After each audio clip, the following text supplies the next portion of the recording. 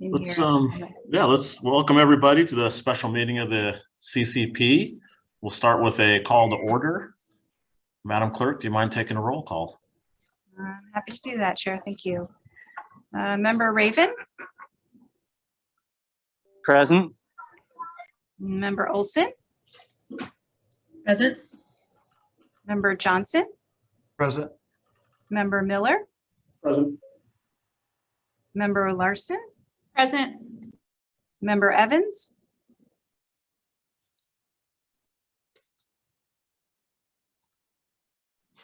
are you, oh, there's Ian. Ian, are you present? Present. Thank you. Member Lewis? Okay, don't see Mr. Lewis here. Member Nigel? Here.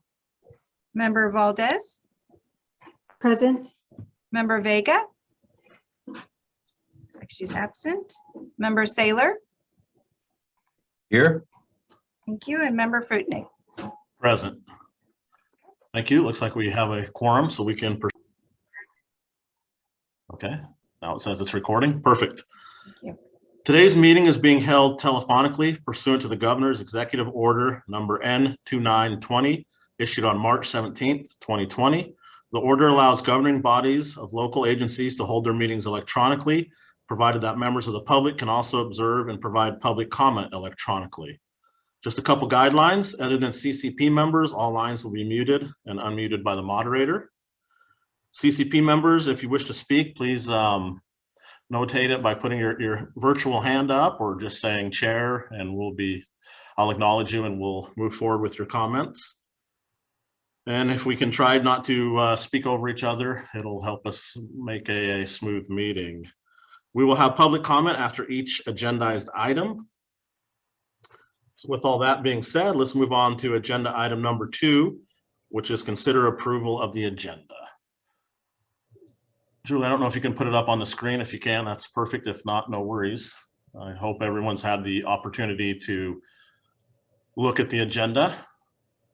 If there's no issues, we'll wait for a motion and we'll vote on it. Chair, this is Miller. I'll make the motion to approve the agenda. Okay. Chief Miller, motion. Do we have a second? This is Karen. I'll second. We have a second. Can we do a vote, please? Member Raven? Aye. Member Olson? Aye. Member Johnson? Aye. Member Miller? Aye. Member Larson? Aye. Member Evans?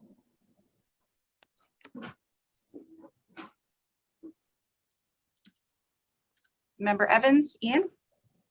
Aye. Thank you. Member Lewis, is he part of this, or I think he's still absent here? Member Nigel? Aye. Member Valdez? Aye. Member Vega? Absent. Member Saylor? Aye. And Member Fruitnik? Yes. And also, Chair, I just have a note to let you know that Supervisor Provenza is not here, but his Assistant Deputy Sandra Rodriguez is attending and listening on his behalf. Just letting you know. Perfect. All right, next up is number 3, consider approval of May 10th, 2021 meeting minutes. Hope everyone's had an opportunity to look at the minutes. I'm not sure if you're able to scroll down, Julie.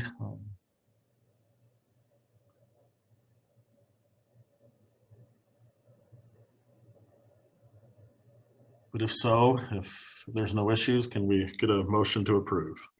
Sure, this is Miller again. I make that motion to approve the minutes. All right, motion by Chief Miller. Is there a second? I second it. Laura Valdez. A second by Ms. Valdez. Can we get a vote, please? Member Raven? Aye. Member Olson? Aye. Member Johnson? Aye. Member Miller? Aye. Member Larson? Aye. Member Evans? Aye. Member Lewis? He's absent. Member Nigel? Aye. Member Valdez? Aye. Member Vega is absent. And Member Saylor? Aye. Member Fruitnik? Aye. Motion passes. Thank you. Agenda item number 4, public comment.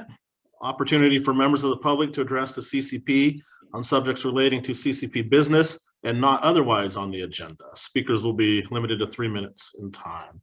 Do we have any public comment? I see no hands raised, Chair. Thank you.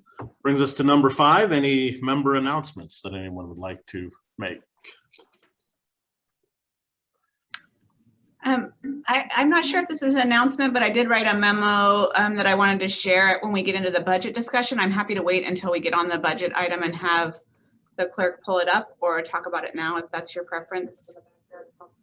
I mean, if you're okay with it, waiting for the budget item. For sure. We'll Yep. definitely bring it up at that point. Can you please remind us if we forget? Thank you. I have a comment. Yes, go ahead, Jonathan. So I just wanted to announce that we have our first in-person graduation of mental health court this Thursday at 2 p.m. It's going to be presided over by Judge Williams. It's actually a very, very interesting participant named Alejandro Zambrano. He's come from a horrible place to now an amazing place. So he'll be graduating Thursday, and people can attend by in person. I think it's Department 8, or you can also attend virtually with the Department 8 Zoom. So that's going to be really, really exciting. So hopefully everyone will attend. It's an amazing effort by our treatment team, probation, and Health and Human Services, and then of course by Public Defender and DA also providing support. So it'll be exciting. No, it is. If you've had an opportunity to witness it, they're very exciting and just a good thing to observe if you have the time to do it, for sure. Any other member announcements? Does not appear to be so, which brings us to agenda item number 6. Receive presentation on electronic monitoring program data and consider relative actions, and Under Sheriff Johnson. Okay. We can go to Eric, if you can pull this up on our screen, the EMs. Thank you. Just next page. Electronic monitoring background. It's evidence-based. It's the second highest rated category in the results first clearinghouse, and to have a positive impact on recidivism. You know, electronic monitoring is home custody. It allows sentenced individuals to remain in the community to serve time as opposed to serving time in our jail. Next page, background on how it works. There are 2 ways individuals are placed on the EM program. Surrenders, not in jail. However, judges have sentenced in order to surrender to the jail. Individual has 3 options to serve sentence time. That could be jail time, obviously, work project, home custody /EM. 2, currently in custody, sentenced and serving jail time. Correctional staff pre-screen jail population several times a week. The application is given to in-custody individuals. Correctional command staff approves application, and an individual is placed on EM to serve remaining sentence days out of custody.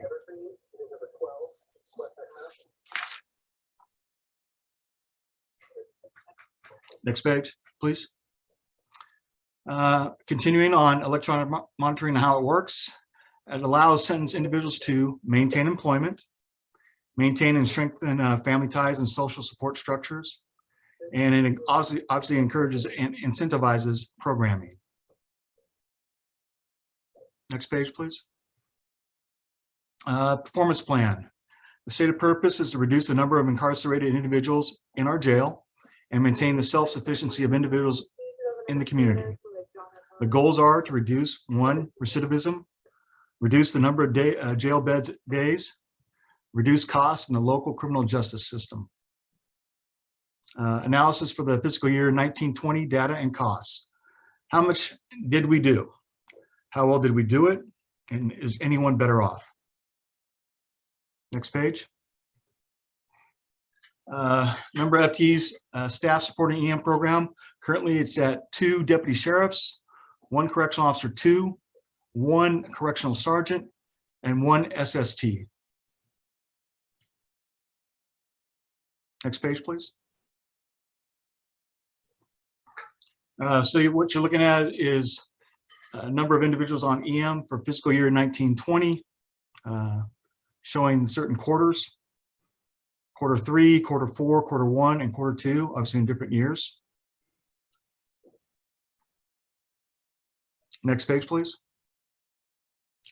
Electronic monitoring, how much did we do? EM staff program supports includes screening jail populations, processing applications, interviewing applicants, setting up EM monitors, drug testing, contacting employers, families, program providers, etc. Daily check of system for alerts or violations, direct contacts made to program participants. Next page, please. Well, how well did we do? Cost savings, cost of EM program compared to cost of incarceration. Cost of fiscal year 1920 EM program, $742K, $690K paid for salaries and benefits, and $52K paid for the supplies and services. Total number of jail beds saved due to EM program, 7,231. Fiscal year 1920 jail bed rate, $166.42. Number of days saved times jail bed rate, 1.2 million. Average number of days individuals served in community on EM. This number includes book and release, and the numbers are to your right.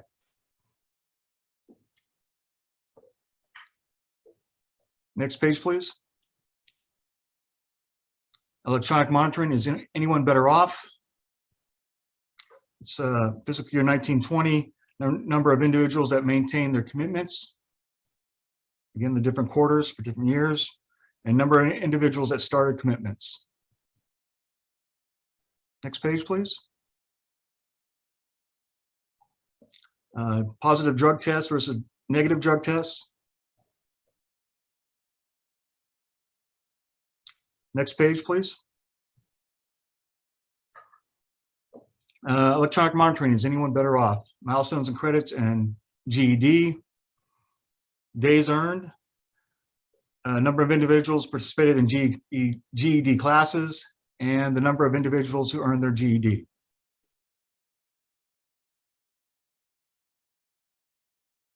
Next page, please.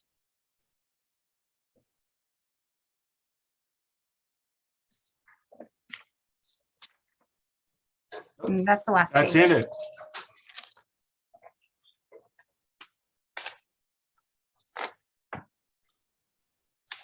We'll open it up to the CCP for comments, discussion, questions.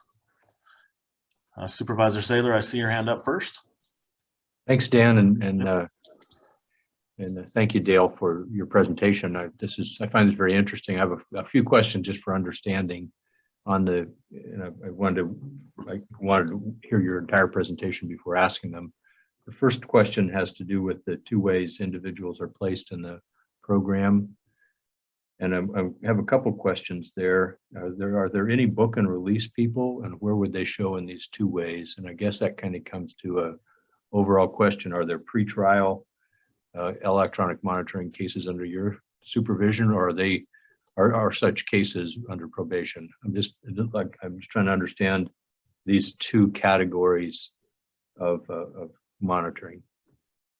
Yeah, I have Mishan Wolf on ready to speak, also with Tina Day, Correctional Lieutenant Tina Day, that can answer that question for you, Mr. Saylor. Thank you.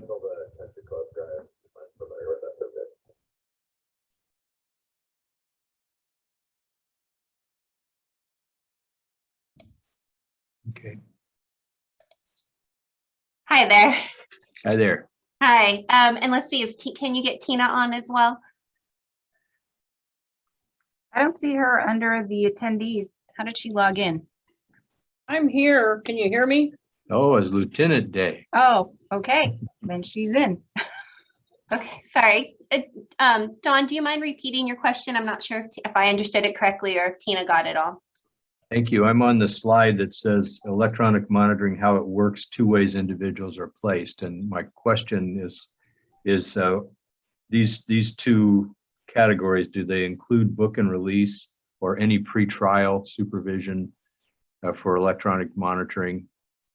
Or it looks like they're all folks who have gone through the court process and are either in custody or have not yet reported surrendered to custody? Are there people who are not yet adjudicated, included? I can answer the unsentenced folks. We do not have unsentenced people on our program. We defer to probation. In that case, they have a great pre-sentence electronic monitoring OR program. So we don't have it on there. We deal with only sentenced inmates. One of the slides later references book and release. Right. So what that meant was some people are sentenced just for one day. And so that there's very few when that happens, but there are people who would be serving just one day. So they really are just booked and released. Them showing up and filling out the application is considered them serving their one day, and then they are released. So we were working on trying to get the exact number. It's not something we actually track, but it looked in the last fiscal year, there was only a handful of those. Would they have electronic monitoring ankle bracelets for the one day? No. Okay. That's why they're booked and released. They just come in and we book and release them through the program. So the folks who are under the surrenders not in jail, could somebody, so are all of them who choose home custody subject to the electronic monitoring? Because if you take a work project, you don't have to, you have to have a monitor if you do the work project approach. They're given the choice when they come in, and it depends on what their court papers say. Some people are precluded from any alternative program at all. They have to just serve jail time, but they're given an outline of both programs. And if they want to choose the work program, they can choose that. Or if they want to choose to stay home, they can choose that. Sometimes they have a sentence that's too long for the work program, and they go on electronic monitoring if they qualify. Okay. Under Sheriff Johnson, there's on the slide that shows the cost calculations, a couple of questions there. What's the allocation for electronic monitoring from the CCP budget? So I think probably, I know Marthal is on the call, Dale. Our chief of finance is on the call, so I'm going to defer to her explaining that. So if I can introduce Marthala Santiso. Hi. So I will address the question. The CCP budget that goes through the board through your meeting is at a budgeted amount about this fiscal year is about 3.2 million, and that was for the revenue amount. The breakdown that is actually done within the sheriff's office budget is not correct. So when I went back to look at our previous 6 fiscal years, the EM's budget has never approached $1 million. It's always been hovering around $800,000. The total amount for the jail actually totals up to whatever is approved by the CCP, but the breakdown of it mostly goes to the jail, and then that other portion goes to the EM program. So I'm not quite sure how the breakdown came about, but based on like what I looked in the historic budgets and what we've spent, it's been essentially the same for over the last 6 years. Of course, with the increase in COLA and any sort of wage increases. So that seems to be a little different than the way that it's been depicted in the CCP budget before it gets to the sheriff's department. Yeah, I'm not quite sure how those numbers came about. All I know is that when I started looking back at like what our actual FTEs for each of those programs were, they stayed consistent over the years since fiscal year 16. So we've consistently have had 20 staff on the jail side and either 6 or 5 staff over on the EM side. It went down to 5 staff in fiscal year 18 and has remained that way the entire time. Okay, thank you. The calculation for jail bed savings, how was that done? What was that was determined based on what the calculated number of days that the EM program saved, and then it was multiplied by the daily jail rate, which is about $166. So how did you determine the calculated savings of days, the number of days saved? So that's the cumulative total of days of individuals in that fiscal year that served time on the EM program as opposed to in custody. So those are the number of days that individuals were altogether were on the program as opposed to being in custody. Okay, so the assumption is that if they hadn't been on EM, they would have been in custody. for the entire time. They would have been in custody. Right. Is that, do you feel, is that appropriate to consider it that way, or would some of these folks been simply out, not in custody, and wouldn't have been on EM? These are all sentenced individuals. So this is Okay. the amount of time they were sentenced to serve in jail. And obviously and that is not their full time because they actually do half time. So that's the half time, the amount of time they would have been in jail. I see. Okay. So the cost per day for electronic monitoring is less than the $166 cost per day for custody. Correct. Okay. Thank you, everybody, for your patience and letting me ask those questions. And I would like to hear anything others have got on their minds.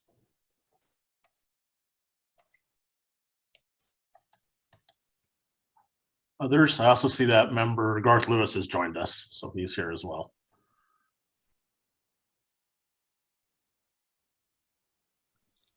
Well, I've got another question then.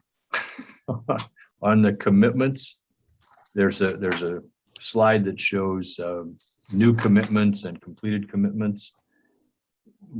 When the definition of commitments, is that completing their sentence days, or what is a commitment in this mean? Do you want to answer that, Tina? Yeah, a commitment is a minute order from the Superior Court that sentences somebody to jail. Is their jail orders and how much they have to do and how much credit for time served they have. Great, thank you. I had a couple questions. Floor is yours. Sure. Sheriff's Department, do you know of the people that were serving EM time, how many were serving time for felonies and how many were serving time for misdemeanors? No, we did not keep track. When we set up the matrix, we didn't keep track of the difference between the two. It might be something we can go back and look at, but I have a feeling it would be a hand count of individuals and looking. Unless Tina, unless you know otherwise. I'd have to ask records and see if they have anything. Okay. Because we had electronic monitoring before AB 109. So is it accurate to say that those 5 positions that support electronic monitoring support 100%? Do you mean it's that 100% of their job is electronic monitoring? No, you have 5 people listed as people who run electronic monitoring. Is that the entire staff? Yeah.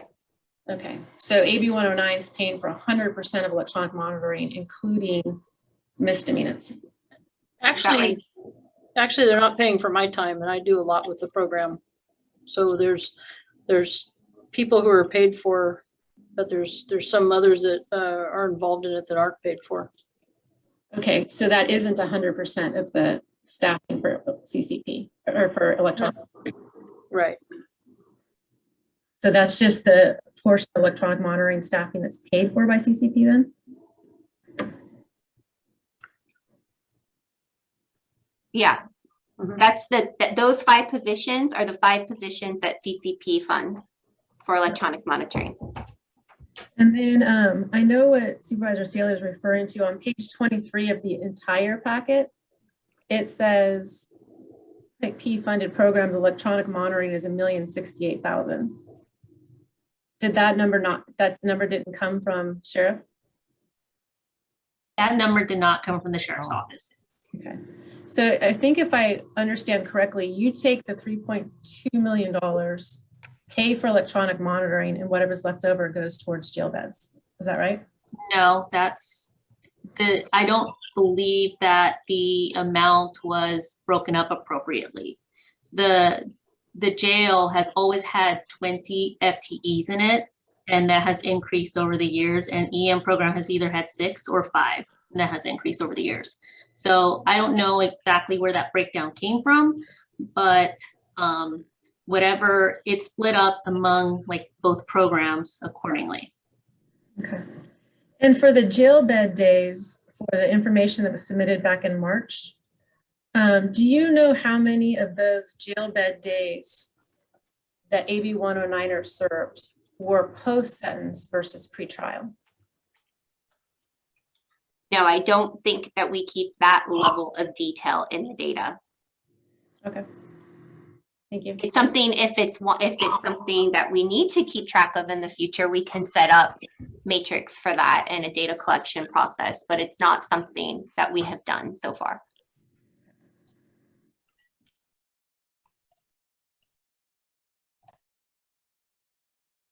It's interesting. I kind of recall the CCP budget initially when it's been 1 million for electronic monitoring for many years, and the public facing allocation. I think it's been that all since the beginning. So what we're hearing today is different than that, and I understand what you're saying, but that is a difference from what I remember seeing in past for all of the budgets that have been approved by the board and presented to the public. I think now I'd be happy to be proven incorrect on that.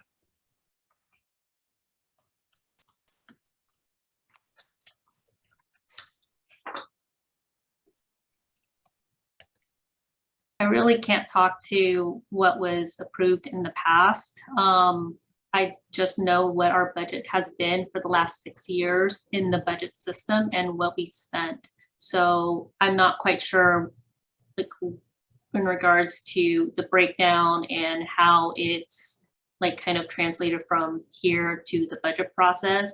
But in regards to what has been done for the last 6 years, it's been consistent on our side. Chief Frutnick, do you know if you or Eric, as the analyst, do you know if the allocation was always $1 million, regardless of whether or not they spent it all in electronic monitoring? That was what was allocated by CCP, correct? That's the number I'm familiar with. I don't know if maybe Tom Haynes is on the phone call with us, or even Chad could shed some light on it. I can add them to the panelists list.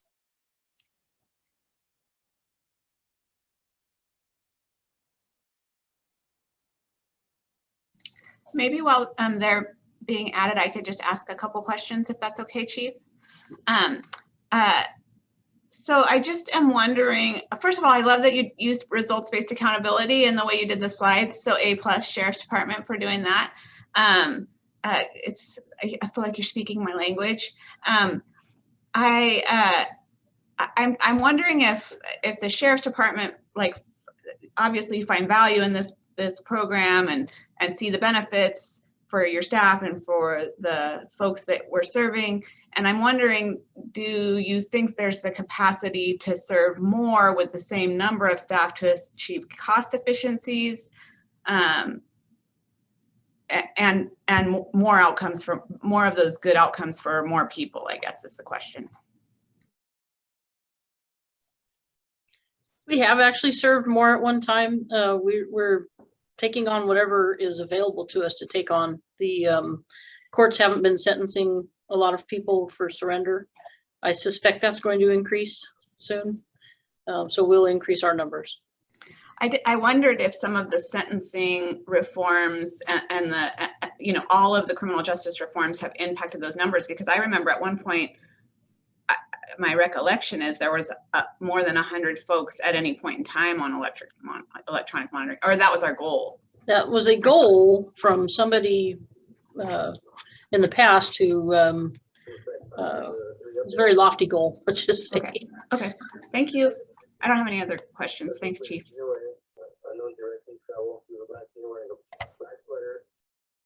Guess I need to unmute myself. Tom or Chad, not to put you on the spot, but could you add any clarity to the conversation if possible? Yeah, Dan, happy to. I can give a little bit of background from my perspective. Whether or not it adds clarity to the conversation, I'm not sure. But in years past, particularly the years that I was involved in helping bring through the CCP budget through the process, we tended to look at the department allocations at a department-wide level. At least that was my recollection. So we would look at what is the allocation for district attorney, what is the allocation for sheriff, what is the allocation for probation. There were a few items that were broken out separately, which tended to be like the treatment contracts, the day reporting center, and a few others. But for better or for worse, we were looking at the bulk of it at the department level. At a point in time, I believe this was last year, there was a bit more of a focus to look at the program level budgets for each department to see what departments are actually doing with the money, what different programs are operating. And I think that's where the breakdown first started coming into play. I will admit, I don't recall offhand where the specific breakdown of electronic monitoring versus jail beds came for the sheriff's office. I did look back on the CCP budget. What typically happened is the CCP, again, would approve an allocation for the departments, and then the departments in their budget submittal would program those dollars into the various cost centers or the various programs within their budget. I did look back on a few years of budgets as it actually exists in our financial system, and Rathala is correct. The electronic monitoring program was usually around the $800,000 mark. So it may have been an oversight on our review of the budget. Again, I don't know offhand where that number came from, but it seemed that when we switched from kind of that department-wide focus to the program focus, that's where the number got put forth. Thank you. Other CCP members before I open it up for public comment? I'm not seeing any. Julie, do we have any public comment on this agenda item? I see no hands raised, Chair. Okay, thank you. All right, which brings us to number 7, agenda item number 7, which is receive presentation on revised CCP budget models and provide feedback and consider any related actions. And this is Eric and Laura. Great. Thanks, Julie. So good afternoon, everyone. Eric Will, analyst with the CCP. So today we have a few slides just to have a quick recap about the CCP budget that we've been discussing for the last couple of meetings, as well as some of the information that has come to our attention and some of the revisions that we have been working on since the last CCP meeting. So if we could go to the next slide, please. Thank you. Perfect. So just a quick review reminder from my part, and after I speak for just a couple minutes, then Laura Liticoit from probation will finish out the rest of the presentation. So over the past few months, the CCP has been developing the budget for fiscal year 21-22, but also looking into future years to find if there are appropriate shifts for the CCP budget. So since March, the CCP has been working on developing new models in tandem with the CCP budget ad hoc, who had taken the time to help work toward a percentage-based budget model.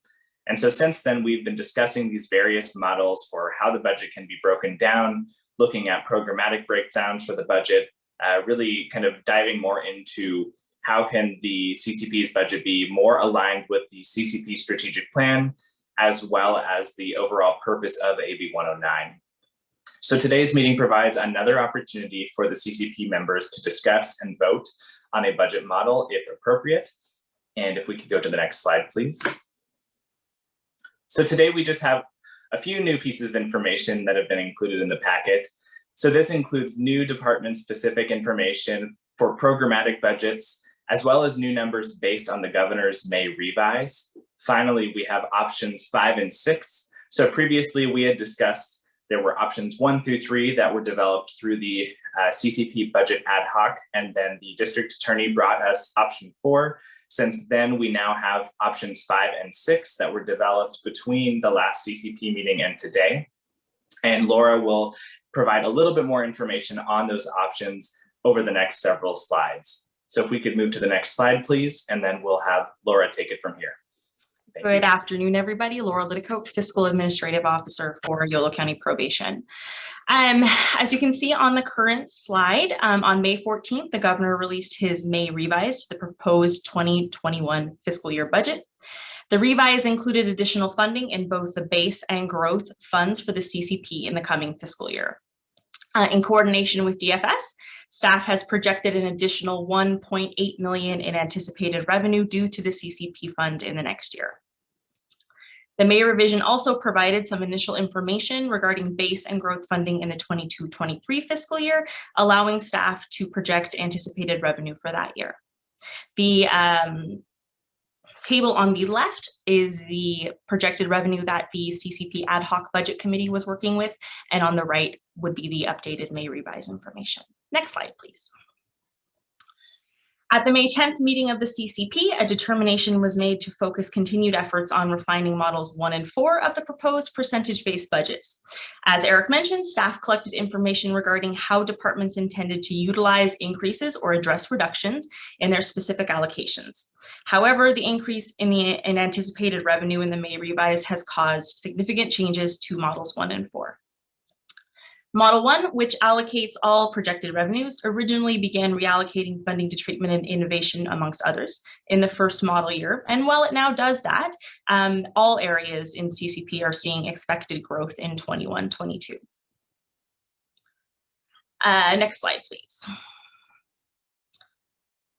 Based on projected 22-23 CCP revenue, impacts of this strategic reallocation would begin to be experienced in the 22-23 fiscal year, with the model reaching its allocation percentage goal in fiscal year 23-24. The final impacts of that realignment are displayed on the slide currently on screen. Next slide, please. Option 4 was presented by the District Attorney's Office at the last meeting, would also largely experience an increase in funding across all CCP areas in the first model year based on the May revise. The exception to this is probation, which would see a small reduction in the first year of the percentage-based budgeting model. Projected impacts of realignment in the 22-23 fiscal year are reflected on the current slide. This model was presented to be a 1-year straight reduction. So this would be the full impact of that realignment. Next slide, please. In summary, both options 1 and 4, when updated with information for the May revision, include increases in all allocations across the CCP, the exception being model 4, year 1 probation. Both of these options and options 2 and 3, which have also been updated for the May revision and are included in the meeting packet, allocate all projected revenues as being utilized and propose a contribution to the CCP reserve through use of available fund balance. Next slide, please. Option 5 was developed by the Chief Probation Officer with assistance from staff. This model does not appropriate all anticipated CCP revenues for the 21-23 fiscal year. Instead, it utilizes anticipated revenue projections for 22-23 in 21-22 in order to provide stability for both year 1 and year 2 of percentage-based budgeting. Next slide, please. Option 5 realigns allocations in a similar manner to option 4, but provides an additional model shift in year 2. Though not reflected on, oh, I'm sorry, Julie, can you go back one slide? I skipped ahead. Thank you. Though not reflected on this slide, option 5 allows for CCP fund balance to grow. The fund balance could be used to address funding requests in treatment and innovation that exceed the percentage-based allocation, or fund one-time capital improvements if a diversionary house, for example, needed a new roof or a new HVAC system, or could be used to assist in bridging other CCP funding issues when alternate funding may not be available. Next slide, please. In summary, Model 5 is an additional option for implementing percentage-based budgeting. It would allow the group to use the unprecedented growth in the fund for 21-22 to fund the reserve and maintain a sizable fund balance for addressing issues as they develop. Further, it would move forward in strategically realigning to meet the strategic plan goals of the CCP while allowing for stability in funding. I'm happy to take any questions. I know Laura was prepped on 1 through 5, and then we had option 6. I don't know who would be best, Eric, potentially you to present on that, or potentially Miss Olson, or I'm not sure who. I would probably ask Miss Olson if she doesn't mind. Sure, I can do that. And John Miller's here and Karen Wilson's here. We were the voting members of the ad hoc committee. Is there a way to show option 6?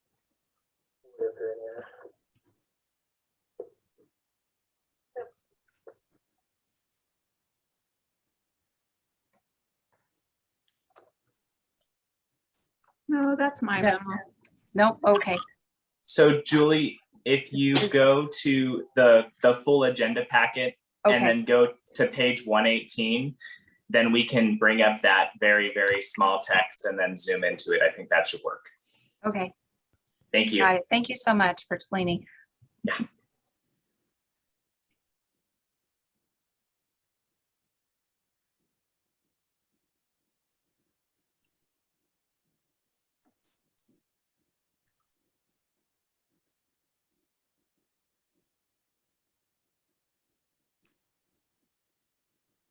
You could probably just make it like 250% and go all the way down to option 6. Or 200%. Yeah.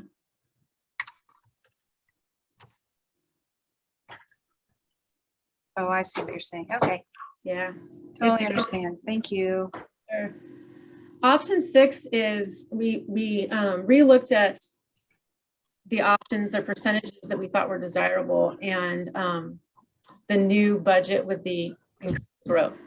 So the key principles for option 6 are keep it simple, get to our end percentages as fast as possible, and minimize the impacts on the departments. So as you can see, option 6 does fully allocate the 11.5 million, but it comes with an additional recommendation so that departments can manage their own volatility. And the recommendation is this, is that if a line item doesn't spend its money, so for instance, if the sheriff's department doesn't spend its full allocation, or probation doesn't spend its full allocation, it can roll that over to itself in subsequent years. So the main difference is rather than having an uncommitted pot that is approaching $1.8 million and then have to vote on all of that again in future years, we're allowing departments to maintain their own volatility or volatility on their own. So probation is going to get a chunk of money, and so is sheriff, as well as everybody else. But this maintains parity between the public defender and the district attorney. It ups treatment to 25% so that we can align CCP with what we say our goals are, and we have the money to do that. It keeps innovation at the 9% that I think we landed out at other avenues. It actually cuts probation this year far less than probation was willing to cut itself. Probation came up with option 5, and if we all know anything about Dan, he can be a martyr sometimes. So Dan cut himself $500,000. Option 6 doesn't do that, but it does spread it between sheriff and probation at a lot less painful level than the initial options had requested. And it still has a reserve of almost $600,000. It still has uncommitted of $400,000. So that's combined $1 million. It's not allocated. It allows, if departments can't, for some reason, manage volatility on their own, we still have that $1 million to fill in some gaps as the CCP sees fit. But I think primarily, one of the benefits of this is we've now made a decision and we can move on in subsequent years to implementing the vision of CCP rather than come back and redo this every year. And if John or Karen would like to add it, please do, because I'm sure there's other parts of this that need comment.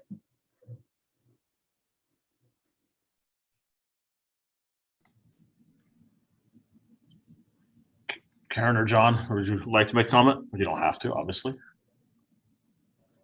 I think I'd like to make a comment more generally. I'm not sure, but I want to make sure people who have any questions about the options are able to ask them before I go into the memo and kind of my comments.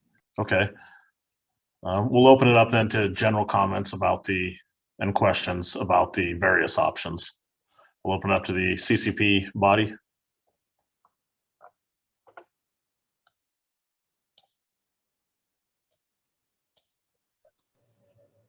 My only comment is after the comments about how to move forward. So I'll reserve that until the end. Supervisor Saylor, your hand. Yes, I have let's see, a couple of questions.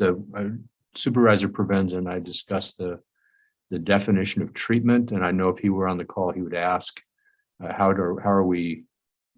would that be defined for applying these percentages into the future? What are we including in treatment? In the current allocation, it appears to be substance abuse treatment provided by HHSA. I think that the idea is that it's a broader definition, and how would decisions be made on whether some activity was funded through treatment or through one of the departments? Is treatment a department, or is it a cluster of programs that might be in other departments? I think it's a whole host, and please others chime in, of programs, and I think we also right now currently fund Day Reporting Center out of treatment, the IGT House out of treatment dollars. So it's a very wide net, for lack of a better term, what could be considered under treatment, at least in my opinion. I don't know, I'll open it up to others for. Dan, it might be helpful to actually pull up the memo I wrote, only because I broke out treatment since the beginning of AB 109 in the grid. And so it might be a good discussion point. This question has come up many times in former CCP meetings. Perfect. So the grid in front of you shows the spending for AB 109 since the beginning.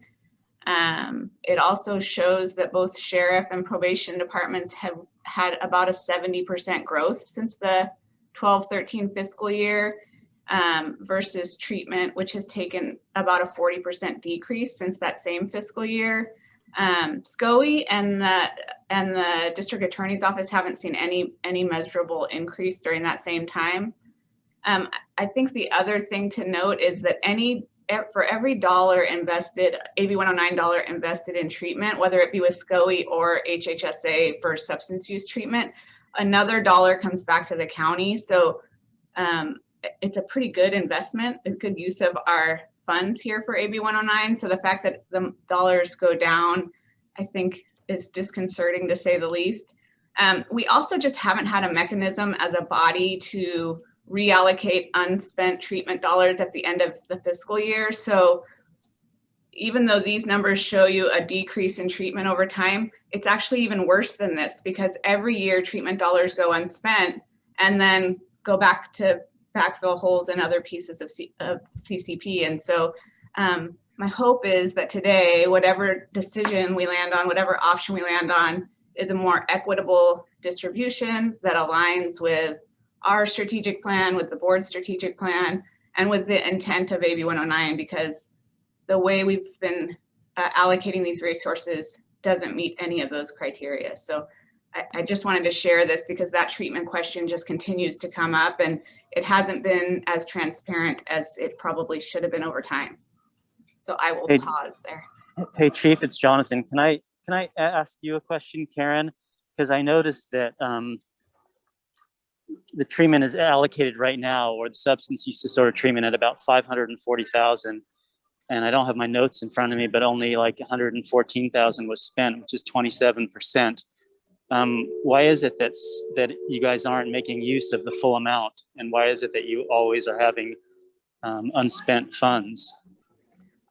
I think it's the way we have allocated those dollars. The only thing that's been approved by the CCP is to go towards the match for substance use treatment. And we voted that we were going to reinvest the savings in additional treatment, and we've never done that as a body. And so it's an issue with this body not taking control and saying these are how we want to reinvest those savings in other treatment options. I think that's part of why we're having this discussion today. It's not about HHSA. We bill for every dollar we can. Right, but why, whoever it's about, why is who's ever controlling that having such a difficult time spending the money and only spending 27%, 114,000 out of 540,000. Because I mean, one might think that, and I don't believe this, but by looking at this, some would say that's too much of an allocation. And I know that's not true. And I know we need more treatment dollars. I know that, but I'm just wondering why we're not spending, whoever is in charge of spending that money, why aren't we spending that money? I think it is too much of an allocation for substance use disorder treatment, Jonathan. That's my point. I think we need to talk about reinvesting treatment dollars in other programming. And we haven't done that before today. Okay, that explains it. Thanks. You bet.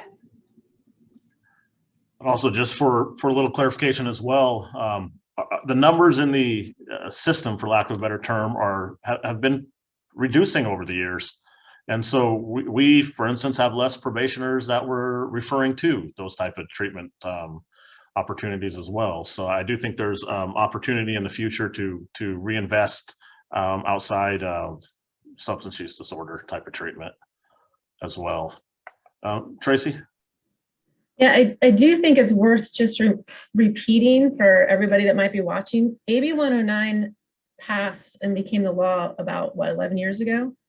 Since then, we've had Prop 47 that took a lot of our felonies, you know, drug possession felonies and theft possession felonies, people that were in our county jail, and reduced them to misdemeanors. So they're not in our county jail anymore. And we're also they're not under the supervision of probation as much. We've also had other, you know, changes in the law that, like AB 1950, which the presumption before, before January of this year, was most people on felony probation were on felony probation for 3 years. It could be as long as 5. Now there's a limit of 2 years, and misdemeanors there's a limit of 1 year when it could have been a lot longer. So there's been a lot of changes that I think just piggyback onto what you guys have already just said, is that we started our CCP budget with different assumptions. That we had more people in the jail, that we had more people that probation was going to supervise, and then also that we had more referrals from probation to these programs. All these criminal justice reforms have changed the landscape. We've never really changed our CCP budget to respond to that. So for instance, I think one of the proposals that maybe we're going to vote on today or later is to embed substance use treatment in the jail. I could see the jail social worker being considered a part of treatment. I could see social, you know, the services that are being delivered as part of treatment. I could see a reentry coordinator from probation to be part of treatment. But we need to start freeing up dollars so that we can be smarter really about achieving the goals we want to achieve, and also recognize that the landscape is just different. You know, we used to be consent decreeing people out of the jail because it was too full. We haven't done that in years. And I think our jail population now is about half of capacity, give or take. I know construction might complicate that calculation. I know we've had COVID, but really things have just changed. And I think that part of what the ad hoc was trying to do is modernize our budget so that we could respond to changes.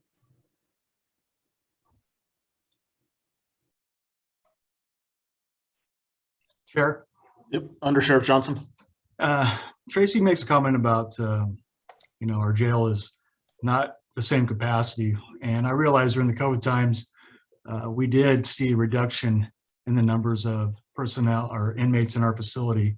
I just want to let people understand, as of today, we're at 260, and we have many, many people that are subject to going to jail if we choose to place them in jail in regards to time owed to the county. And so we are increasing daily, and every week our numbers have gone up. Yes, there was a definite trend in downward spike during the height of the pandemic, but that is quickly reversing itself, and we are slowly creeping back up to normal numbers.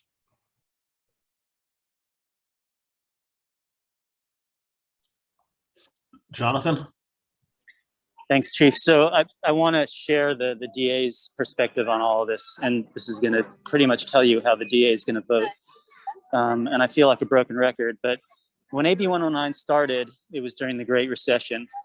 And basically the CAO and Board of Supervisors voted to use a great deal of the CCP money to fund areas, especially in the sheriff and probation, mostly in the sheriff and probation, that had nothing to do with AB 109 or the strategic plan of CCP.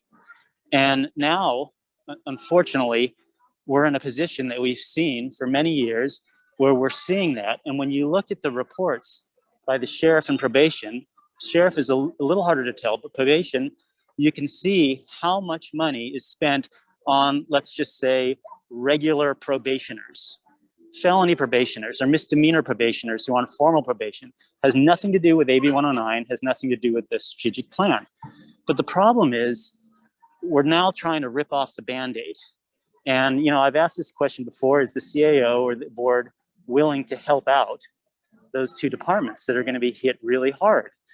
And I haven't heard that that's the case. And I just don't feel like we can just rip that Band-Aid off all at once. If we're going to make a move towards where we want to go, it's got to happen more slowly. And to use a treatment word, titration. We need to titrate, and we need to slowly reduce those budgets. And maybe they'll have some attrition with bodies, but otherwise they're going to lose bodies. The sheriff needs bodies to run the jail. Probation needs bodies to do its job. And for as far as the DA is concerned, we can't just rip the Band-Aid off and hit them so hard in year one or year two. It's got to be a slower process. So that's just the DA's perspective, and can give you an idea of how the DA is going to vote. Jonathan, this is Don. Dan, may I ask a question? Yes, the floor is yours, Supervisor Saylor. So I heard the description of option 6 in an interesting way that doesn't quite move with the alacrity that you're describing, Jonathan. I heard the comments that it does set up the percentage-based budgeting that is consistent with what the ad hoc budget committee has identified as their goal. But it does it unfortunately, we have the growth money and the increased base this year and the May revision. So this option 6 sets those targets up, but it also sets aside $1 million that could be used, could address any difficulty in implementation during this next year. And it also allows for the innovation and treatment funds to be used in ways that the CCP itself would together decide as essential and necessary to proceed to address the goals in the strategic plan that you've already adopted. So I don't know that the impact that you're describing would necessarily happen, but what would happen if option 6 were to go forward is that it would be a statement and a commitment from the CCP to move in the direction that's here with an understanding that you're going to have to, no matter what decision you make, you're going to have to be continuously monitoring it as it unfolds in the course of the year. And it is true that you've had this discussion for many years. And the issue of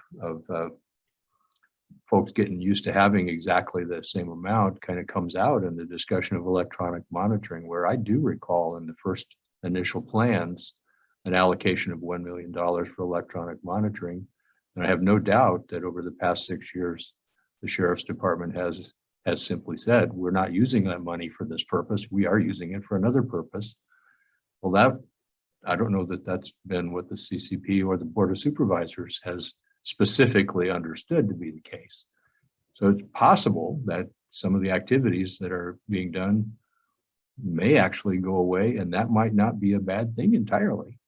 But in this interim period, this first year, option 6 doesn't necessitate no water for the thirsty. What it necessitates is a movement toward the 25-25-25 parity between the public defender and the DA, allowance for some innovation funds and some reserves that are set aside to address urgencies, emergent activities in the course of the year. So it seems to me to be a pretty reasonable landing place for you.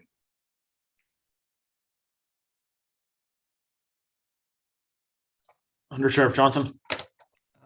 Mr. Saylor, could you clarify how we're using it differently, the funds? Dale, it's a little difficult to determine, but when my recollection, and I really would like to have somebody look at the initial plans and the initial budgets, and the ones that we've seen where we've seen how much money was allocated for electronic monitoring. My recollection strongly was that it was $1 million, and even now it's shown in various numbers as a little over $1 million or even 1.2 in some places. So the presentation today that it's somewhere in the neighborhood of 700,000. That is so that's within your department. You've done what you need to do to allocate funds where you need them, and I get that, but that's not necessarily in alignment with the strategic plan for the CCP. And I think Jonathan's point is, well, is that if you're going to make that go away, then the board should come up with general fund to backfill, and I'm not sure that's the case. I think rather the discussion should be, are those necessary functions that are aligned with the CCP or not, and if they are necessary for general fund support, then they should stand on their own, not simply be a shift of funds. I don't know if I answered your question, Dale, and I think maybe I didn't. So, but I think I hope you understand what I'm trying to say. I appreciate the response, Mr. Saylor. I politely disagree with what you're trying to say. Okay. Option number 6 will undoubtedly sever an ungodly amount of positions from the sheriff's office. And I'd hate to be the person like yourself to actually sit down with those employees and tell them, we're going to have to let you go. It's not a fun thing to do. It's horrible. And I understand that, but I don't know that that's, I can't actually see the darn numbers are so small. I can't even tell what they are. So I can't, but I think it's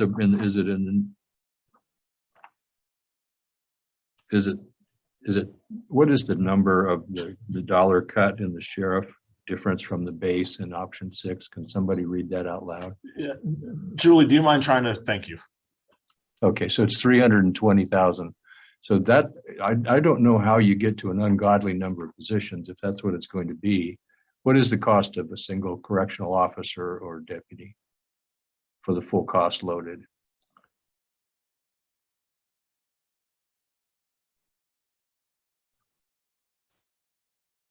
Well, if we keep it that way, I know we're going to look at losing at least 3 positions. Okay, so if that's 3 positions, if that were to be the case, let's call that the worst case scenario under option 6. In the course, how many vacancies do you have right now? Oh, I'd have to ask and find that out, sir. Well, what I'm saying is that 3 positions over the course of a year, if that was if you actually had to do that, and it's not clear that you would have to do that to me, but because you would also have, if there was something that was essential to meet the goals of the strategic plan or other goals, there is a reserve and there's uncommitted funds. And I think as I understood the description of option 6, it would be clearly understood that if some department had trouble meeting this goal, meeting this package, they could simply ask for help from the CCP. So I don't see it as and frankly, 3 positions, I wouldn't describe as an ungodly number of positions. It would be a terrible impact on a person if they had to lose their job. I get that. But I think in the course of a year, you're probably going to have the ability to absorb that in some way or another. Wouldn't you think? Well, we also have to look at the impacts, what it's going to do to staffing levels and what that availability is too, because it goes into minimum staffing standards, overtime. Okay. And from what this looks like too, we're only looking at the revenue.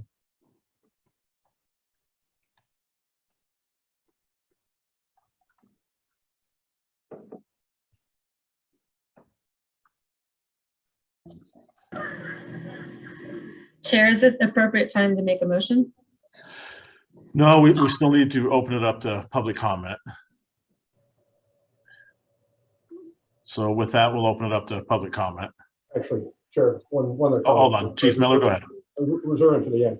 We have 6 different options ahead of us, and obviously people are very vested in, especially if they put forth that option.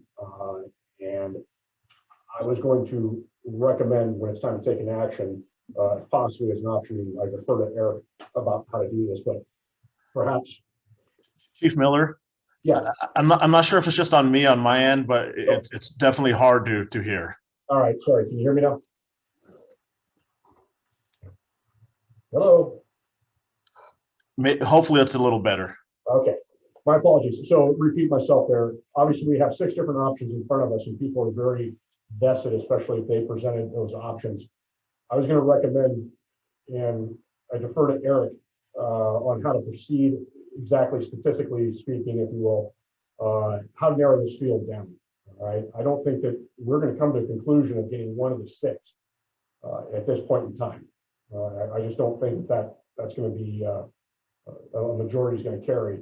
So I'm wondering about whittling this 6 down to bring like maybe 2 back to the board. Maybe do like a weighted scale, if you will, where we basically vote for these things or individually 1 through 6, tally the results, and then bring it back to the executive board on like the top 2 decisions.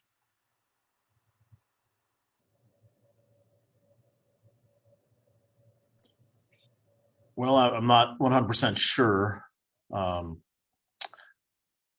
I do agree with you. There's a lot of options on the table, which confuses it somewhat. So I'm not sure 100% how to proceed with that request. I'll open it up to other board members for their input.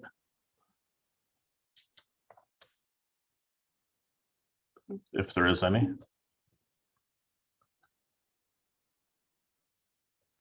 I think, you know, that as a member of the budget ad hoc committee that was created by this group, to have 3 subsequent proposals come in outside of that process doesn't feel great. So, you know, we're in an awkward position today. It's hard to talk about proposals that didn't come through the budget ad hoc and have a good feeling about them, even if they are the right option, just because the process that was agreed upon wasn't followed. And so I think, you know, not to air our dirty laundry, but that's where we are today. The tension within this group and the different perspectives just continues to make budget discussions struggle. And so we're stuck in an awkward position today. I think it's worth probably hearing from the public, since that's who we're here to serve, and hearing their perspectives. Maybe that'll help give us some guidance. Under Sheriff Johnson. Before we move on to the next thing, like Karen suggested, I'm going to relay information passed on me by my finance director, and it's going to be a total of, Mr. Saylor, 10 positions. And again, we're only looking at the revenue and not the budgeted expenses. So it will be as high as 10 positions. I don't understand that. If it's a $350,000 reduction, how could that equate to 10 positions? I'll ask for you to speak with my finance director, and she will help clue us in on that.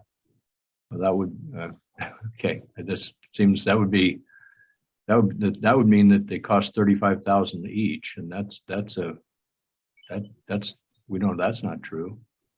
Well, again, if I wouldn't even pay for the pension cost for one of them. Santizo to speak, then I'd appreciate that, Mr. Saylor.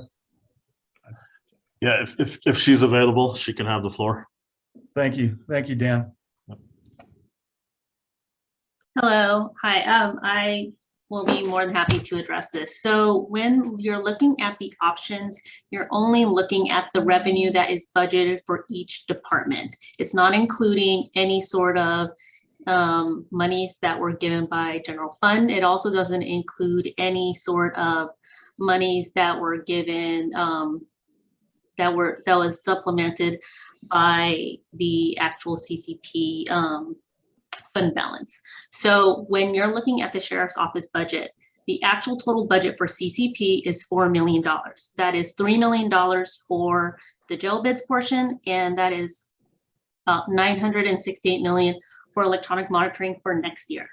So when you are actually looking at a decrease, which I'm gonna toggle between pages. Okay, so if you're looking at option 6 and the sheriff's office budget goes down to 2.9 million, that is about a $1.1 million drop to the sheriff's office budget. That is 10 positions.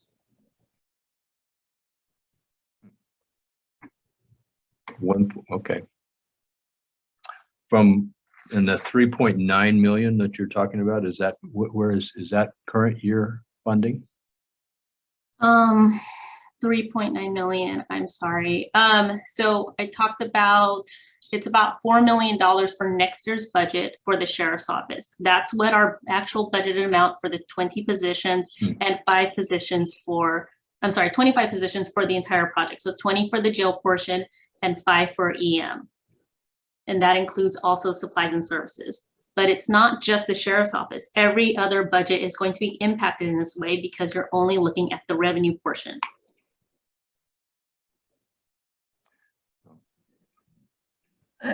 I'm not following that. Is it true that in the current fiscal year, the sheriff receives $3.2 million from CCP? The sheriff receives $3.2 million for the CCP, but there's a fund balance that will actually supplant whatever is not budgeted for it. Our expenses are budgeted at a much higher amount. We also have some general fund that covers it, but it's only about 200,000. I don't have the numbers right in front of me, but I can pull it up if you like. Are you referring to a CCP fund balance? Correct. So the sheriff has been overspending its allocation on a regular basis, and now you've assumed that's what you're entitled to every year? That's not what I'm saying. I'm saying everybody's single budget has some sort of supplement from the fund balance. Everybody's budget is, their expenses are much higher than what is actually in your spreadsheet. Everybody's expenses, not just the sheriff's office. Yeah, maybe Tom or Chad can weigh in and explain that to me because I don't understand that.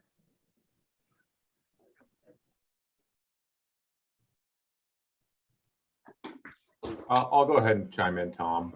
For the recommended budget that the board is hearing tomorrow, the sheriff asked for $4 million of CCP funding.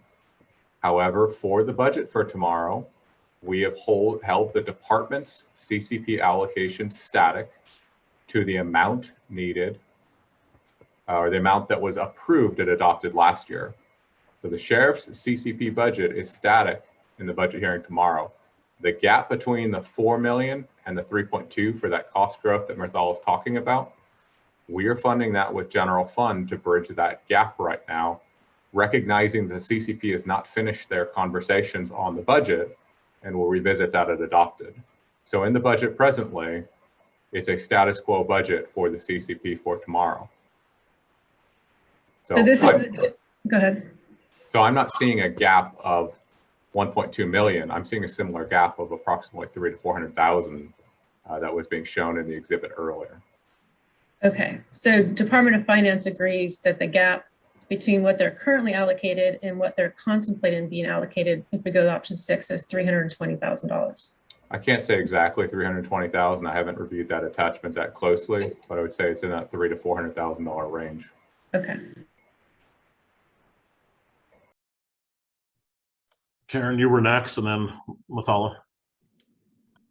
I think this is as uncomfortable as this conversation, I'm sure, is for everybody. I think it's a really good conversation to be having in this forum, because the reality is that would be a 25% increase in funding for the sheriff's department versus any reduction at all. So it really shows that grid I showed you earlier. We are just continuing to grow the law enforcement departments and continue, and that has no other option but shrinking the treatment options. And so I think that's exactly why we're having this conversation. If we move to percentage-based budgeting, then we all have more security in our numbers and where we're headed. And you know, as I've said before, the quicker we can get there with no loss in, with no layoffs, the better for all the people we serve and the intent of AB 109. Thank you. Marthala? Yeah, I just wanted to mention that I wasn't talking about next fiscal year. I was actually talking about this fiscal year in regards to what it's being, you know, what the funds were for the current breakdown. So in regards to what was budgeted for the sheriff's office, and I believe for all the other departments, the expenses have been consistently higher than what the revenues are for every single one. So it's not just the sheriff's office. It's a problem that's consistent across all the different departments. That doesn't sound like a practice that will stand the test of time. It's not a sustainable budgeting strategy to rely on inflate the allocation through use of fund balance. And not clear how you can continue to have fund balance if you're spending it all. I'm not sure. Well, it's a puzzle. Typically what has happened is not every department in the CCP has expended their full allocation, as was talked about earlier with some of the treatment programs. I see. And so there has been amounts contributed to fund balance each year, but then there are fund balances being then rebudgeted. And so there is a portion of fund balance budget in addition to the revenues, which you're right, if every department spent their full allocation, there would be a sustainability problem. But that hasn't materialized, though it has been a concern presented several times over the last few years, which is why there's the recommendation to have a reserve amount. And to have allocations that are in a way right-sized. So, okay.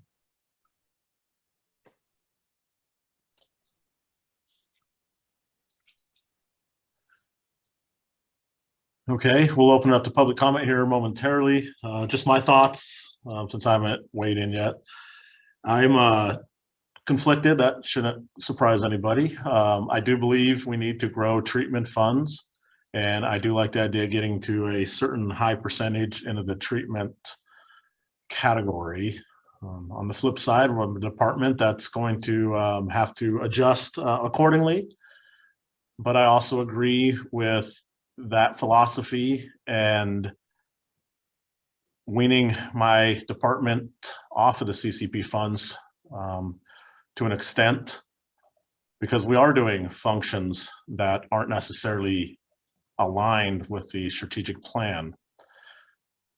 So I have a few ideas. I won't mention them right now, and that'll come momentarily, but I do want to open it up to public comment. And then we'll go back to CCP comment. Sorry, I muted myself a little too soon. Julie, do we have any public comment? Yes, Chair, we have Seska Wright. Ms. Wright?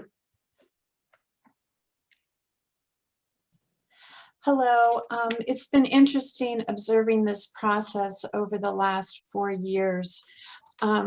This Band-Aid's been tugged at by the public for the last 4 years. And finally, we have, and I want to commend all the departments for really demonstrating impacts with performance measures. It's very helpful for the public, and I thank you and your staff for the work that required. That said, it is also clear that if we are trying to reduce the prison population, we must invest in treatment.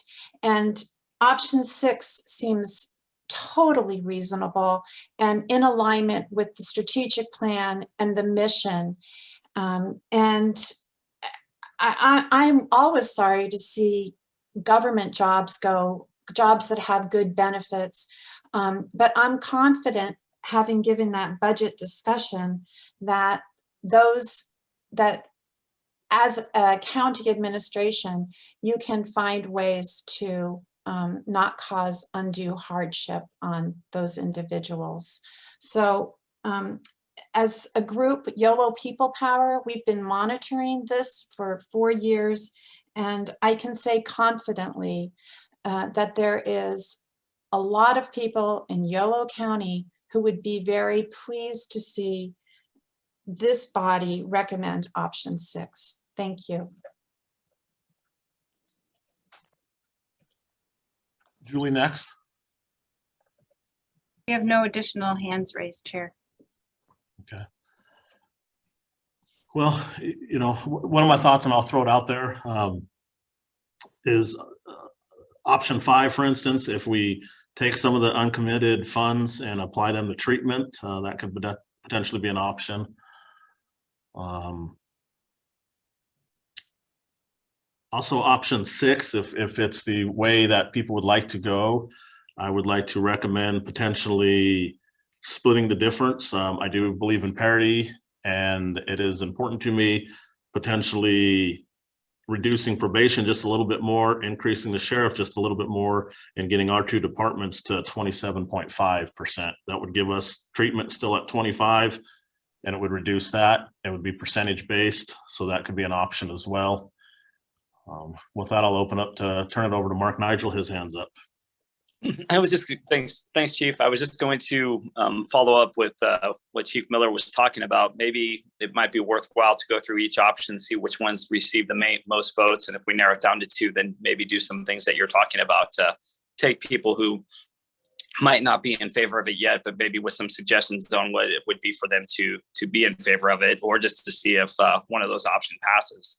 But it might be worthwhile just to do that, which would then maybe, you know, we're not talking about 6 options, we're down to a couple, and then people might say, this is what it's, you know, where I would feel good about voting yes on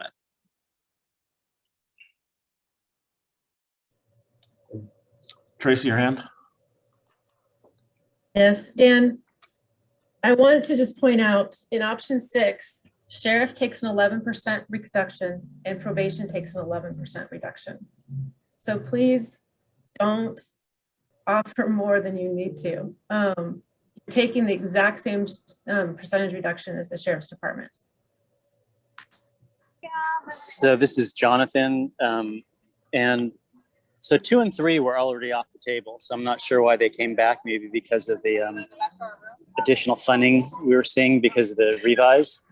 I feel like we can look at 5 and 6. I mean, I think we can look at 5 as opposed to 4, which 4 was the DA's just proposal to try to get something done. But maybe instead of 4, we could look at 5 and 6. I don't hear us talking about 1. So maybe everyone wants to limit it to 5 and 6, like some of you have been suggesting, so we can get rid of, really focus on what we're looking at.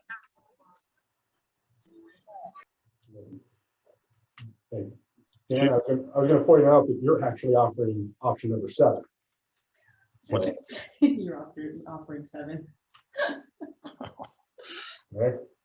Yeah, not to make it even more confusing, and I apologize about that. It's just, it isn't important to me. I do believe the sheriff and the probation department should be at the same percentages. So then we're talking 5 and 7. No, modified 6.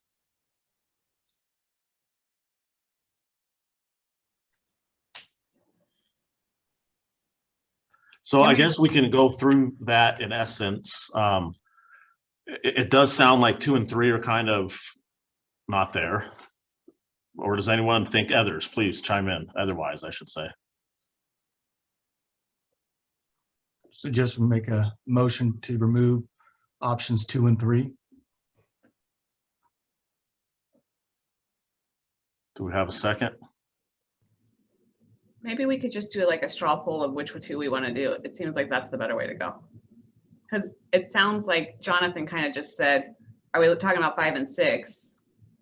If that's the way I don't really know how maybe Phil can chime in about what we're supposed to do here instead of having all 7, have to vote on all 7. Phil, any guidance?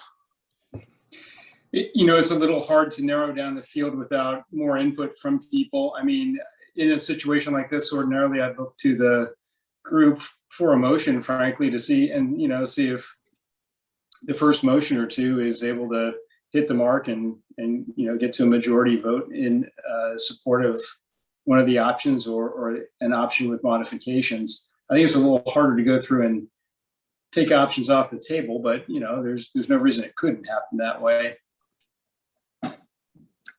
Yeah, we're talking about voting on one option. Whatever the motion is, we vote on that option. And, we probably won't have motions on the options people aren't interested in. So whatever, I know Tracy had a motion, but whatever the first motion is, then we vote on that, and that either prevails or it's off the table. Tracy, your hand's back up, I believe. Right, so in accordance with that, if the timing's appropriate, I would move that we, as a body, vote and adopt option 6. I'll second. With any modification or no modification, as written? As written. So I think, but after a second, you can make a friendly amendment. Ooh. Jonathan, I don't know if you were chiming in or if that was something else. He was on that train around Disney.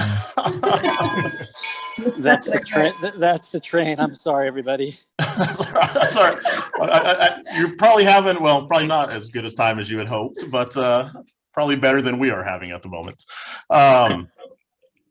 Well, Tracy, could I move to modify it to 27.5 for a sheriff and probation? I'm comfortable with that. I wish you wouldn't, but it's, yeah. Yeah, Dan's allowed to do that. And so then if his amended motion gets a second, that would be the one voted on unless there's a further amended or substitute motion. I will make a second on Dan's motion if he's comfortable with the 27.5.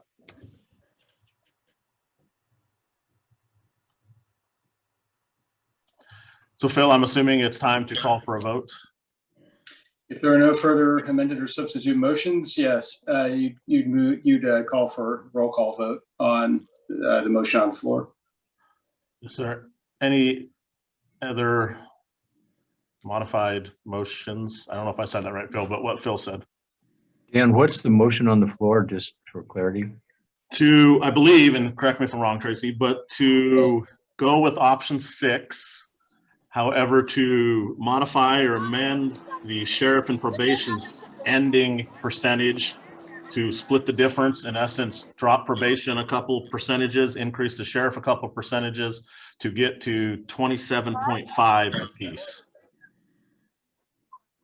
Accepted.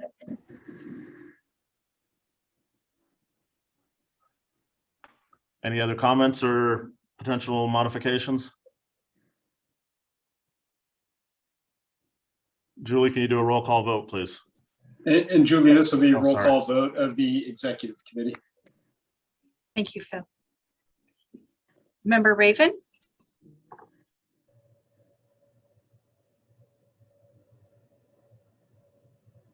Is member John? Oh, Yes, oh, can you hear me? Yes, I can. Thank you. Yes. Yes. Okay. No. No. No. Okay. Member Olson? Aye. I'm sorry. What did you say? Aye. Aye. Okay. Member Johnson? No. No. Member Miller? Aye. Member Larson? Aye. Member Vega? Absent. And Member Fruchneck? Aye. Where we had 4 yeses, 2 noes, and 1 absent. So that motion passes. Okay, which brings us to agenda action item number 8. Receive a presentation on mental health diversion program and provide feedback and consider any related actions. And this is for Jonathan. Thank you. I want to start off by saying that was the Mark Twain Columbia, not a train that you heard leaving the dock. I drafted this actually with Tracy, the public defender, and the DA combining forces. And we also included the probation department. Chief Fruitnick, and he was very supportive and assisted also in this program. The reason for this program is because our county is doing an outstanding job in our mental health court and addiction intervention court on those who are criminally justice involved, who live with mental illness and or substance use disorders, for those where those illnesses are the cause of the crimes. And we actually have some very serious crimes that go into those programs, even strike offenses. They avoid prison, they engage, and it's amazing how they do. And you'll see that on Thursday if you watch the graduation. What we aren't doing a great job on are helping those individuals that are involved in the system who have less severe mental illnesses or the crimes are less serious. And one of the beauties of our mental health court is the amazing collaboration between the public defender and Health and Human Services and probation, and also the court. And that's what really makes it special and brings the success, because almost everything we do is by consensus. We rarely disagree, and the results are pretty astounding, as you've seen in the past.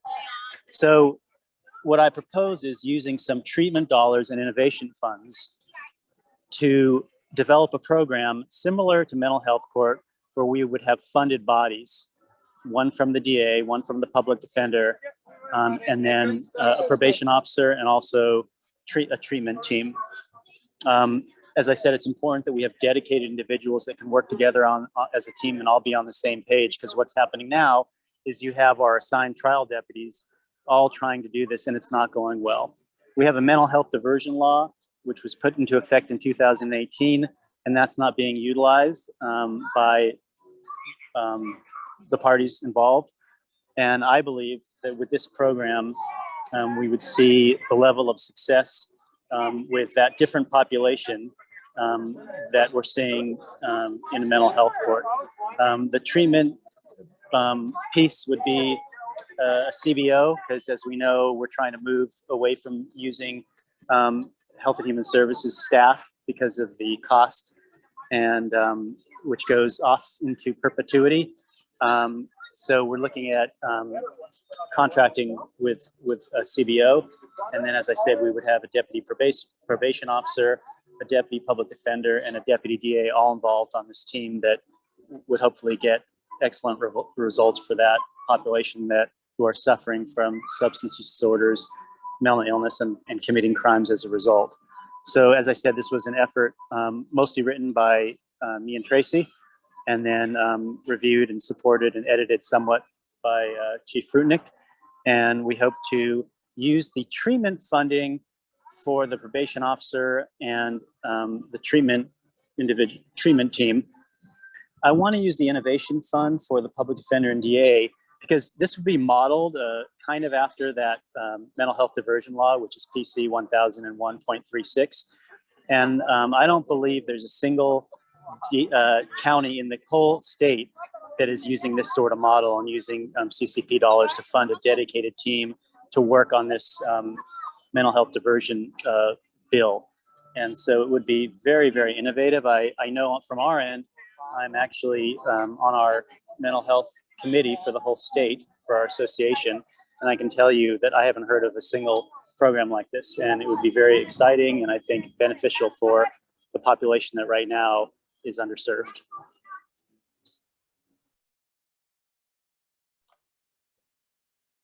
Open it up for comments or questions. I think just a point of clarification. First of all, I love that whenever the DA and the public defender get together to do a presentation or a proposal, that's pretty remarkable, truly a very YOLO thing that happens. A lot of other counties, the two don't speak to one another. So I think we should be proud of that. I know there were other proposals for the treatment portion of CCP dollars. So I just, in terms of process, I'm wondering how we're intending to move forward with those. The budget ad hoc had made a few recommendations, but this group hadn't actually talked about what our process is going to be for considering treatment proposals and moving them forward. So I would rather not vote on this today because I'd rather, you know, have the full picture of all the treatment options available to us now that we've agreed on the budget percentages and make that decision as a group, but I'm happy to defer to the group. This is Tracy. I mean, I think one of the reasons that well, first of all, I think we thought that we were supposed to be submitting ideas when we all met last time. So we did, we submitted an idea. The other thing that Jonathan and I have talked about that everyone kind of who does this understands is this will take a while to get up and running because we're probably gonna have to do an RFP for the CBOs. And now that treatment's 25% and we have an innovation budget, even if we implemented every single idea, Karen, that you had put forth to probation, and it's in our packet, there's still additional monies for this. So I think that's why Jonathan and I thought it would be worth a discussion about whether or not to vote on it today.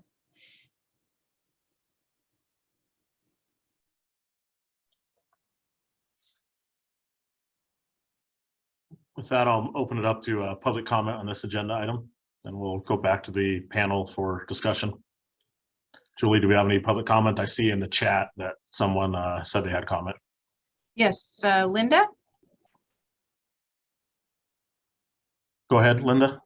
Thank you. My name is Linda White, and I'm a Yolo County resident, and I'm speaking to you on my own behalf today and that of my family.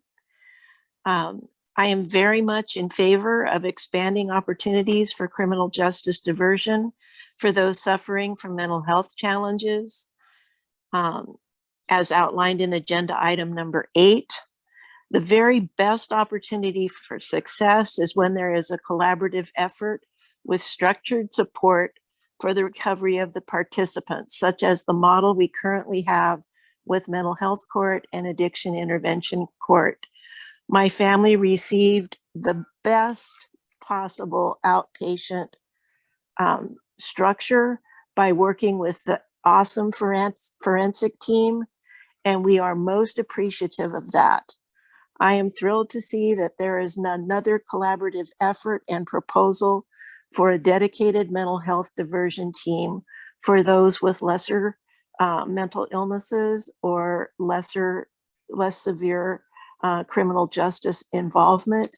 I see this as an opportunity for quicker intervention and diversion away from more serious crime.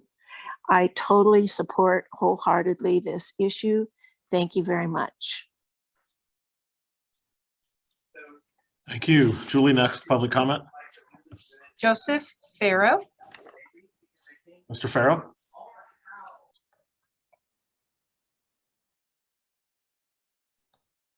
He'll need to unmute himself. Okay, there we go. Can you hear me okay? Yes. Okay, great. Thank you very much. My name is Joe Farrell. I wear a couple of different hats today. One as a family member of lifelong individuals suffering from severe mental illness. Also, as a statewide board member of NAMI California, I am the sitting vice president of the statewide board. And more recently, I am the chief of police at the University of California at Davis, where we deal with a lot of people in crisis and mental illness. And when I saw this proposal, I was really, really, really happy to see this. And I wanted to be here today, not on behalf of NAMI and not on behalf of the University of California, but certainly this does lie in to where we are trying to go in this more holistic approach to dealing with mental illness. So I'm actually here today just as a public member to offer my support and really applaud the effort of those who put this initiative forward and try to ask for your support as you move forward. Thank you. Thank you. Julie, more public comment if we have it.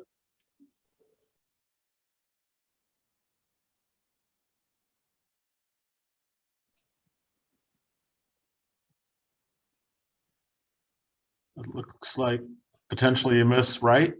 Julie, is that correct? So like the other public commenters, I strongly support this.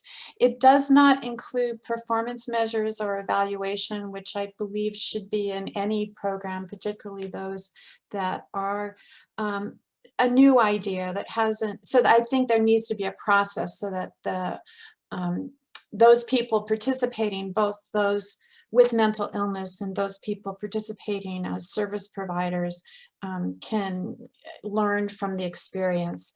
But I commend the district attorney and the public defender's office for collaborating on this and actually putting mental health services, making them more accessible through this new diversion team for those that are involved in the criminal justice system. Thank you for putting it forward.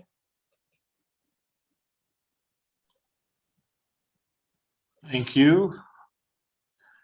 Do we have more public comment? It looks like Ms. Weston would like to speak, but she can't get on, according to the chat.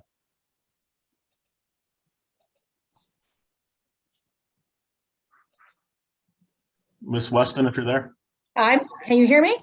Yes. Oh, thank you. Yeah, I'm Lindsay Weston. I'm a Yolo County resident, and I'm in complete agreement with Linda White and the last gentleman that spoke. I'm speaking in strong support of this mental health diversion project. I'm a lawyer with over 40 years of experience in the criminal justice system. I have a strong background in forensic mental health, and my son is in prison. He's getting out early thanks to criminal justice reform, but he so would have benefited from some early intervention like is being proposed. I've been attending the CCP regularly for like the last 3 years, and this is the most exciting project, I think, with the for effective use of CCP funds to achieve CCP goals that I've seen.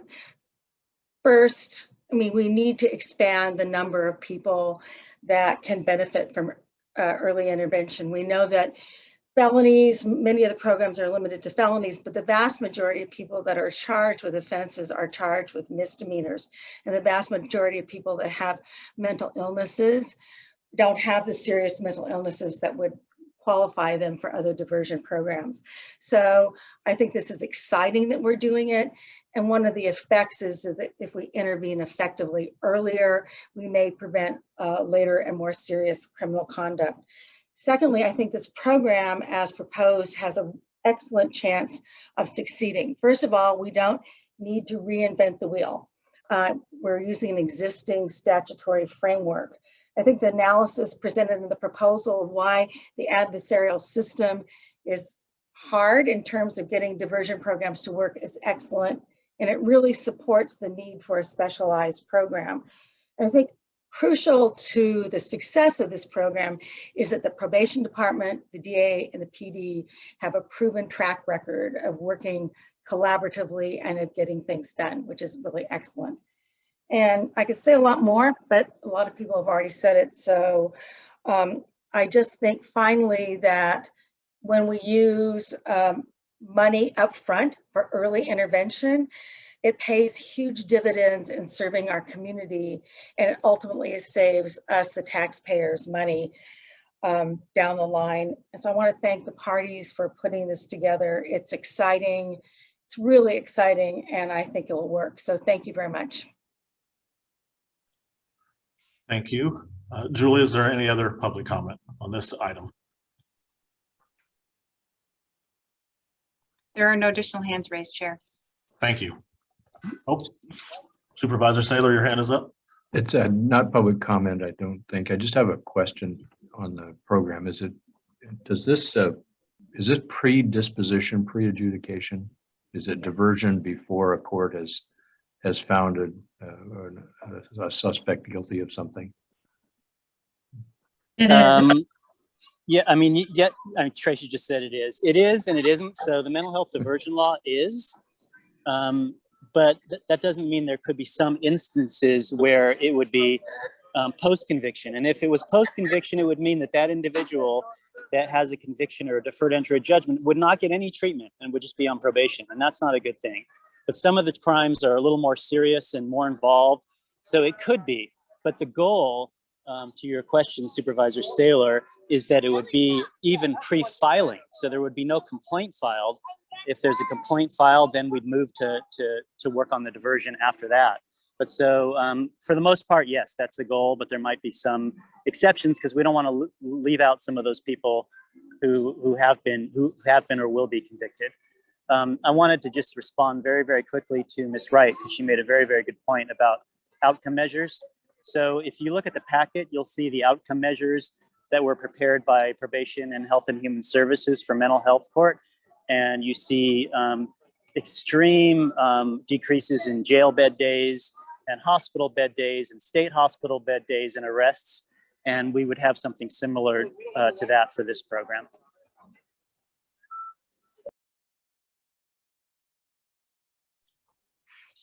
It strikes me that pre-conviction diversion is sort of the gold standard. If that's what you're talking about, that's very exciting.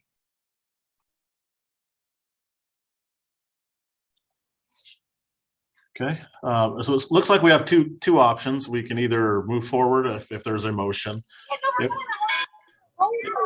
Yes, I'm sorry. Do you have a comment or just more Disneyland? Oh, I'm sorry. I thought that you were calling on someone else. There's the ship leaving again. I'd like to make a motion to vote on this proposal. Chair, this is Miller, I'd second. So we have a first by Jonathan, a second by Chief Miller. So Dan, do you understand that to be a motion to vote to approve this proposal, right? That's how I'm understanding it. Am I Okay. wrong on that? Well, I wasn't sure if I heard the word approve, but. Okay. That's correct. Thanks for the clarification, Phil. Okay, and then Chief Miller, you still second with that clarification? Okay. Julia, roll call vote, please. Member Raven, Aye. Member Olson, Aye. Member Johnson, Aye. Member Miller, Aye. Member Larson, Aye. Member Evans, Aye. Member Lewis, This should only be for the executive group. Right, so we'll have to redo oh, is that. it? Oh, I'm sorry. I assumed it was for the whole group. Okay. So Well, actually, Is that accurate, Phil? I wasn't sure. So we've agreed that the executive committee votes on matters of the budget and strategic plan. Arguably, this is a strategic plan. I mean, arguably, it's a little bit of both. I don't know, Dan, or I guess if anybody sees it differently, then they can speak up now. But otherwise, it should proceed as a vote of the executive committee. okay. So I will. My take on it would be it's a budget issue, so the executive committee, I don't know if others. That's correct, Dan. Okay. So can we move forward with a vote of the executive committee, please?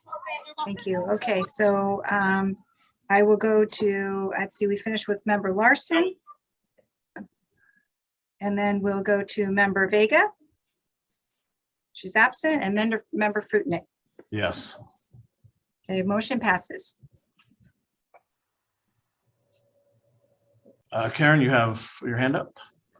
Yeah, I just want to make a request for our next meeting to kind of set our guardrails about what we're going to do about treatment and innovation, how we're going to make these decisions moving forward. Obviously, I can't vote against a mental health diversion project that's being presented by the public defender and district attorney, but we've gotten into these complicated conversations in here because we haven't set up proper guardrails at the start. And so I want to make sure we're all in agreement about how we're going to make decisions about treatment, how we're going to make decisions about innovation, and move forward from there. So if we could put that on the next agenda and maybe decide, is that a budget ad hoc this thing to bring forward or something else? But I feel it feels a little awkward because there were other treatment proposals coming and we're only voting on one. Makes sense. And if I could just add something, when we talked about this before, we talked about at least innovation, opening it up to everybody, right? We said law enforcement, CBOs, et cetera. So we do need to think about a way to communicate to other people outside of us that this money can be applied for. Okay, we'll bring all that back to our next meeting. Was that somebody chiming in or? Sorry, I didn't mean to cut you off if you were. We'll bring it all back to the next meeting. Looks like Eric, myself, and others will be busy. Our next meeting scheduled our normal scheduled meeting is for July 12th. So we have a fairly short turnaround. I don't know if it makes sense to push that back a little bit or if we just keep it and go from there. Thoughts, or if not, I say we just keep it. All right, not seeing any. Next agenda item is number 9, adjournment. Does anybody oppose ending the meeting? Seeing none, I want to thank everybody, and we will see you in July, if not sooner. Thank you.